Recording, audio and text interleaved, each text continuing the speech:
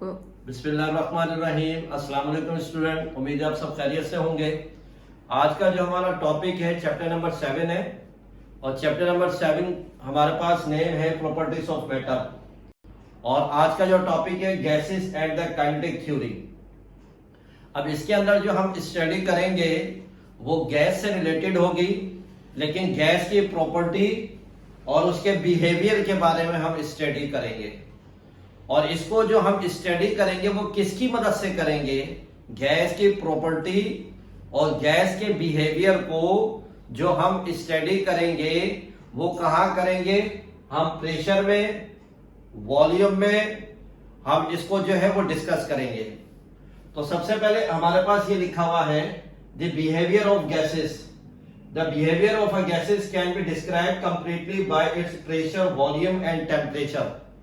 तो गैस के बिहेवियर को जो हम डिस्क्राइब करेंगे वो 3 फिजिकल क्वांटिटी होगी। एक तो प्रेशर के लिहाज से गैस के बिहेवियर और प्रॉपर्टी को डिस्कस करेंगे, फिर सेकंड है वॉल्यूम कि गैस के बिहेवियर और प्रॉपर्टी को जो हम स्टडी करेंगे with the help of volume, then temperature.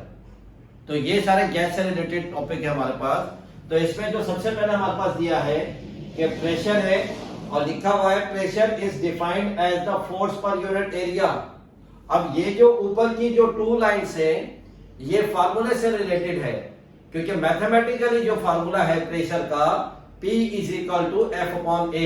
F mean force divided by A, तो फोर्स पर यूनिट एरिया। ये तो हो गई हमारे पास डेफिनेशन अब फार्मूले के लिहाज से। अच्छा, अब जब हम बात करते हैं ना प्रेशर की, जो मैं आपको एक्सप्लेन करूंगा वही सारी वर्डिंग यहाँ लिखी हुई है स्टूडेंट। तो सबसे पहले हम डिस्कस कर लेते हैं वॉल्यूम। अब इधर जो सबसे पहले हम डिस्कस कर लेते हैं प्रेशर को ना। अब इधर जो प्रेशर की जो बात कर रहा है वो गैस के प्रेशर की बात कर रहा है ना। अब गैस जिस कंटेनर में फिल है, तो जिस कंटेनर में फिल है तो गैस के जो मॉलिक्यूल्स हैं वो कंटेनर की वॉल से बार बार जाकर हिट करेंगे, क्योंकि गैस के जो मॉलिक्यूल्स हैं ये रैंडमली मूव करते हैं और हाई स्पीड से मूव करते हैं, लेकिन जब एक और स्ट्रेट पाथ में करते हैं। लेकिन कब तक स्ट्रेट पाथ में करेंगे? जब तक किसी सेकंड मॉलिक्यूल से कोलाइड ना कर जाए। जब कोलाइड करेगा तो अपनी डायरेक्शन को डाइवर्ट कर देगा। तो इसका मतलब क्या हो गया? गैस के जो मॉलिक्यूल्स हैं वो हमारे पास क्या होंगे? रैंडमली मूव करेंगे और एक दूसरे से हिट करेंगे। एक दूसरे से हिट करने से क्या होगा? उनकी काइनेटिक एनर्जी बढ़ जाएगी। काइनेटिक एनर्जी बढ़ने का मतलब उनकी स्पीड और तेज हो जाएगी, फास्ट हो जाएगी। तो जिसकी वजह से वो कंटेनर की वॉल से बार बार जाकर क्या करेंगे? हिट करेंगे और फास्टली मूव करेंगे। फिर रिबाउंड्स होंगे तो भी क्या होगा? वो फास्टली रिबाउंड्स होंगे। अब इस पूरे प्रोसेस में अगर देखा जाए तो गैस का जो प्रेशर है वो बिल्डअप होगा। अब गैस का जो प्रेशर बिल्डअप हुआ है, जो बड़ा है, वो किस वजह से बड़ा है? कि गैस जिस कंटेनर में फिल है उस कंटेनर की वॉल से जाकर बार बार क्या कर रही है? हिट कर रही है और मॉलिक्यूल्स बार बार आपस में एक दूसरे से भी हिट कर रहे हैं। तो जिसकी वजह से गैस का जो प्रेशर है वो हमारे पास क्या होगा? ये बिल्डअप होगा। तो स्टूडेंट यही सारी चीजें इसके अंदर लिखी हुई है। और फिर आगे लिखा if the number of molecules is double. अगर गैस को डबल कर दिया जाए, या यूं कह लें कि गैस के मॉलिक्यूल्स को डबल कर दिया जाए, देन कोलिजन, तो फिर क्या होगा कि उसके गैस के मॉलिक्यूल्स की कोलिजन भी डबल हो जाएगी। जब गैस के मॉलिक्यूल्स की कोलिजन डबल हो जाएगी तो इसका मतलब क्या होगा? कि प्रेशर भी हमारे पास क्या हो जाएगा? डबल हो जाएगा। तो ये तो little bit introduction about the pressure. अब हमारे पास है वॉल्यूम।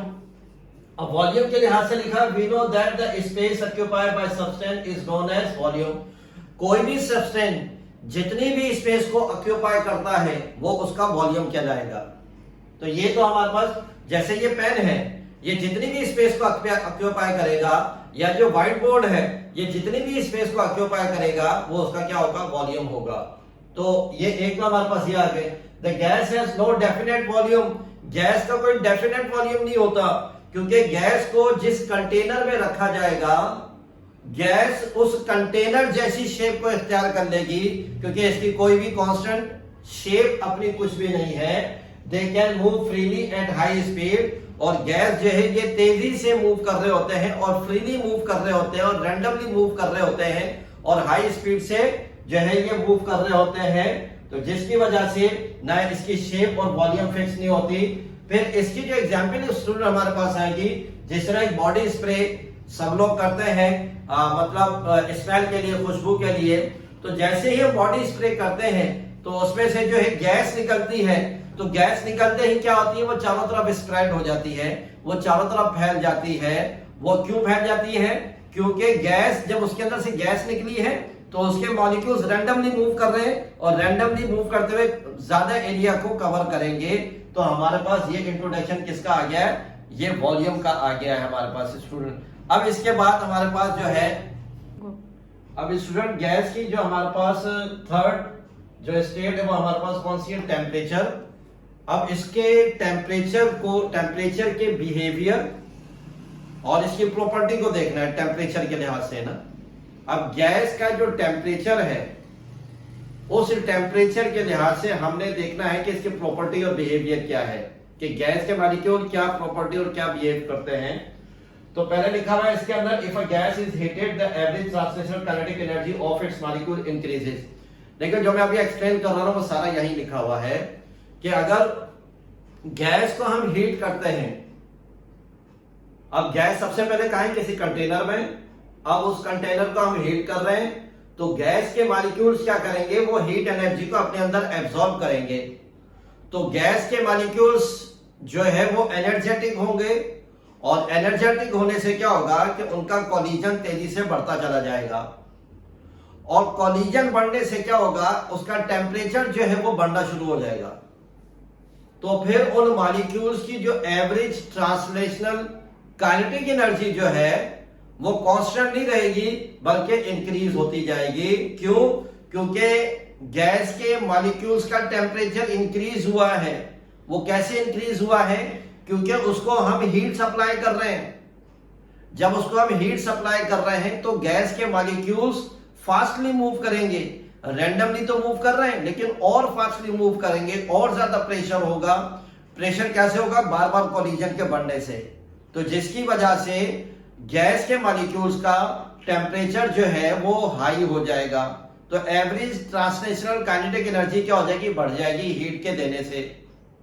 लेकिन अगर यही मॉलिक्यूल्स या यही गैस जो है, इसमें से अब हम हीट सप्लाई नहीं करते और वो गैस जो है वो कूल डाउन हो जाती है, और जब गैस कूल डाउन हो जाएगी तो फिर उस गैस के जो एवरेज ट्रांसलेशनल काइनेटिक एनर्जी जो है वो क्या हो जाएगी? वो कम हो जाएगी। क्यों? क्योंकि सिस्टम के बाहर से उसको कोई एक्सटर्नल जो है वो एनर्जी नहीं मिल रही। अब उसकी एवरेज ट्रांसलेशनल काइनेटिक एनर्जी है, उसकी एक अपनी एनर्जी है, जिस तरीके से मूव कर रहा है, रैंडमली मूव कर रहा है, जिस स्पीड से मूव कर रहा है वही इसकी स्पीड है। तो इसके अंदर कुछ भी चेंज नहीं आ रहा। तो अब होगा क्या? ये कूल डाउन हो रहा है। जब ये कूल डाउन होगा तो एवरेज ट्रांसलेशनल काइनेटिक एनर्जी भी क्या हो जाएगी? ये कम होती चली जाएगी, डिक्रीज होती चली जाएगी। तो अब हमने गैस का जो थर्ड इफेक्ट देखा है वो टेम्परेचर है, कि गैस के मॉलिक्यूल्स का टेम्परेचर कैसे बढ़ता है और कैसे कम होता है। तो ये हमने तीन चीजों को देखा गैस के लिहाज से, गैस का वॉल्यूम, गैस का प्रेशर, गैस का टेम्परेचर। इन तीनों के लिहाज से हमने इसके जो है बिहेवियर और प्रॉपर्टी को चेक किया है। तो स्टूडेंट, उम्मीद है आपको ये आज का टॉपिक समझ में आया होगा। अस्सलाम वालेकुम।